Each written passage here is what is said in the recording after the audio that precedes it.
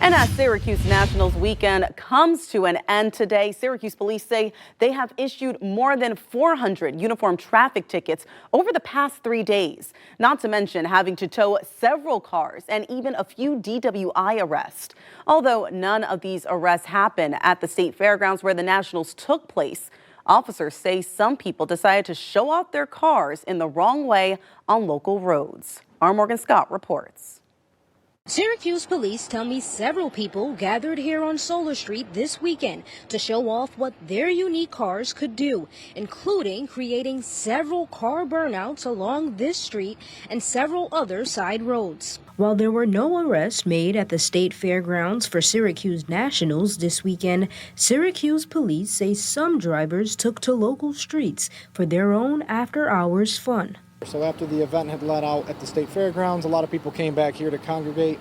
Solar Street's a unique area because it has a very straight road, so some people wanted to show off their cars. I know a lot of people thought we were trying to ruin the fun. That wasn't the case, but one car that loses control could run into a crowd and hurt a lot of people. According to Lieutenant Malinowski, there were a total of 476 traffic tickets issued to those disobeying traffic rules on local streets, 6 DWI arrests, 25 misdemeanor arrests, and 23 cars towed over the past 3 days. Organizers of Syracuse Nationals say they've continued to emphasize that safety is paramount. We can only control what we can control. So here at the fairgrounds, obviously, we do our best to ensure safety is the #1 priority. But again, that's why we're reaching out to our local officials, trying to make sure that everyone is smart. We encourage everyone that comes to the show, come have a good time, but be smart about it. With more major events on the way, like this summer's New York State Fair, police say they are prepared to be all hands on deck. A lot of the events involve different police agencies, and again, we're really concerned about the select few that want to ruin it for everyone else. But know that any event that does occur in the region has a lot of planning that goes into it. Now, Lieutenant Malinowski also wanted to make sure that he emphasizes that this weekend was an all-hands-on-deck operation from multiple police agencies. And despite the arrests made, Syracuse Nationals has continued to be a great event for this county. Good morning. We're joined today by Lieutenant Malinowski with the Syracuse Police Department. Lieutenant Malinowski, thanks for being here this morning. Good morning. Happy to be here as always. It is a busy week here in the city of Syracuse, especially for car lovers. Syracuse Nationals is this weekend. What kind of management was needed by SPD leading up to the event, and what are you guys doing as well today to make sure that people are safe? Yeah, so it's the last day of the Nationals. This is my first time working the event. I want to say it's pretty cool seeing the hundreds, if not thousands of cars that came in. We had registration for Thursday and Friday in the mall parking lots. That all went great. That was really a multi-agency effort between the city, county, and state police. We ran kind of the pre-registration with the sheriffs, and then the state police took a lot of the state fair portion of it, security control. So thankfully nothing too big happened. We did ask people to follow the vehicle and traffic laws, not excessive speed, burnouts. We didn't see too many incidents of that, so we want to thank people, and hopefully everyone had a great time visiting the region.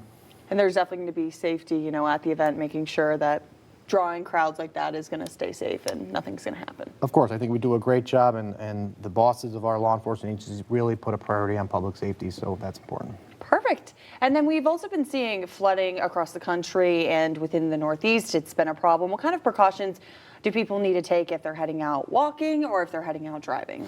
Yeah, so I thought this was particularly important when you see flooding going across the region here. One of the biggest things to remember is that with any flood waters, you should not be driving through them, because even if you think you know the road, you don't necessarily know how deep it is, and a relatively small amount of water can actually take your vehicle away or you as a person. So even so, say driving, but let's talk about walking through flood waters. Super dangerous. Remember a famous case we had on the east side a few years ago. The street was flooded. Someone decided to walk through there, and then when the water actually went down into the drains, it sucked the person down, and they washed up a few days later and unfortunately passed away. So it's really important to understand that anytime you see water on a road, super dangerous, and you really want to avoid it at all costs.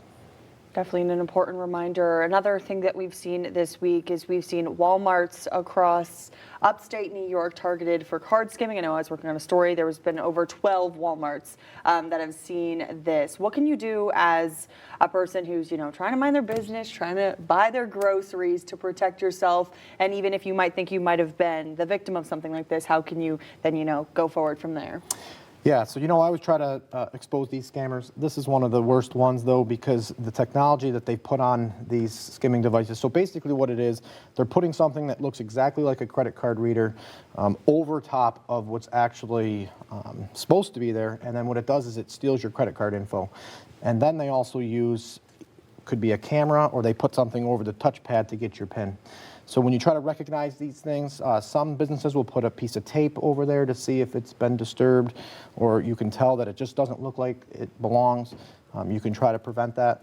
Also, other things are trying to use devices that are in view of the cashier, so they would have hopefully have seen if someone had messed with it. But at the end of the day, the most foolproof thing you can do is just keep a close eye on your credit card statements and your credit report, because typically, if you can prove that it was a fraudulent purchase, your bank will reimburse you. So at the end of the day, that's the most important thing. So I wouldn't stress about it too much because you get reimbursed, but there's a few little small things you can do to try to prevent it. There's also some benefit to using credit over debit if you can, because then there's that extra layer of protection as well. And then finally, the city hired Lateef Kinsey Johnson to protect against gun violence and kind of work hand in hand to combat that. What kind of collaboration has SPD had with that office in order to make sure that, the area is safe?